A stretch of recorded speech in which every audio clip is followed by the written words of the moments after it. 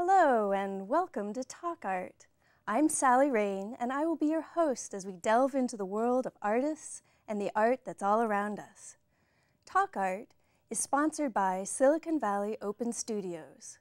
For 25 years, during the first 3 weekends in May, over 300 local artists open their studios to the public. For event and registration information, go to the website svos.org. Our guest for Talk Art is Corinne Friedman, a local painter and shoe artist. She creates the most amazing, one-of-a-kind shoe collages, and her beautifully collaged shoes are artistically enhanced with vintage feathers, jewelry, watch parts, and shells, and much, much more. So welcome, Corinne. Thank you, Sally, for having me. Oh, you're very welcome. So tell us a little bit about your art background. Well, art has always been an inherited part of my life. I moved on to the Boston Museum School of Fine Arts to study painting. And then from there, I moved to the San Francisco Art Institute to study with Richard Diebenkorn, which was such a wonderful experience. Wow, yeah. Amazing. And I continued to paint all my life. And I started teaching art in convalescent hospitals. Interesting. And I did a lot of bedside manner. So I was touching people with hands and feet and massaging their feet. And I found the power of touch was so profound for me. And I realized that this could be a wonderful way to bridge that an experience for me. So I moved to Carmel Valley, and I actually opened up a children's art center. Wow.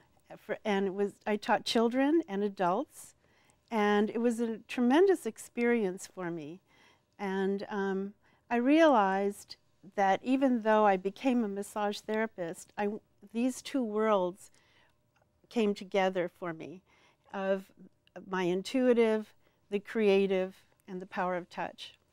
Excellent. So you choose shoes as your subject matter now.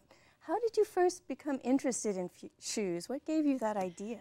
Well, Sally, the thing for me was, as a painter, I said to myself, it's so two-dimensional. Looking at the canvas all the time was so flat. I wanted to get into more of a dimensional experience, so I studied paper making. And I became a paper-making artist, and I taught for 5 years in my backyard, and that was fun. And I think the alternative process became an experience for me that I said, this is what I want to get into. So one of my passions is gardening. So I created an incredible garden, and I invited all my friends for an outdoor party. I found all these wonderful big high-heeled white shoes, which were my canvases, and I painted the shoes, put dirt in them, put flowers in them, and put them all around the garden, and people went crazy. They thought, this is a fun thing to do. So the next step for me was I started drawing different organic materials and putting them on the shoe, and you'll see today it's called the shoe that has all the organic plants on it. Oh, excellent. Yeah. Cool. And I started giving them as gifts, and people said to me, these are fabulous. These should be in windows with jewelry coming out of it. Yeah. Shoescapes is the word I was looking for. You'll see that today. So that's how it kind of evolved. And then it's an endless kind of experience for me. There's no end to what I want to keep creating. I can see that. So tell us about the one that's right in front of you.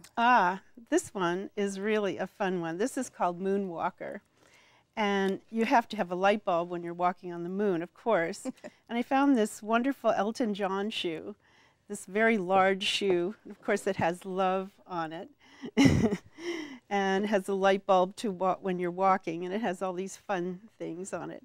So I felt that it really takes you on another planet if you want to walk on the planet. Amazing. Isn't that fun? There's so many different facets and so many different pieces and parts that you choose to collage with. That's and truly textures amazing. And fun things. Yes. Yeah, beautiful. Thank you. Particularly like the sparkly parts. Yes. Those are beautiful. Anything that sparkles. Right. And this one? What is this one? Oh, this one is Marie Antoinette, and this is the last shoe I just finished. And I was inspired by the jar top with a bow on it during the French Revolution, with the bows and the pearls and all these things. And there's young Marie herself.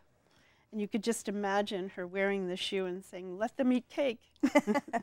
While she steps on the plates. Yes. So where do you find all of the artifacts that you put on your shoes? How do you collect them all? Well, I'm a real fiend for going to flea markets and all kinds of antique shops and rummage sales and things like that. So I go around and I collect, and this is what I had in mind, to do something really gunchy and ornate. So did you have the gold gilt plates in mind when you were looking? Yes, I wanted something very, very gunchy to you know, create this whole ambiance of the shoe. So I think it's kind of fun. And so when you find a plate, how do you create the collage on the shoe? How do you put it together? Well, I think what happens for me is that I start seeing bits and pieces, so I love breaking plates and dishes and coming home and finding them, and then it may take me a very long time to find it to complete it, but it has some very, very interesting different shapes, and I wanted the gold and keep it in a theme.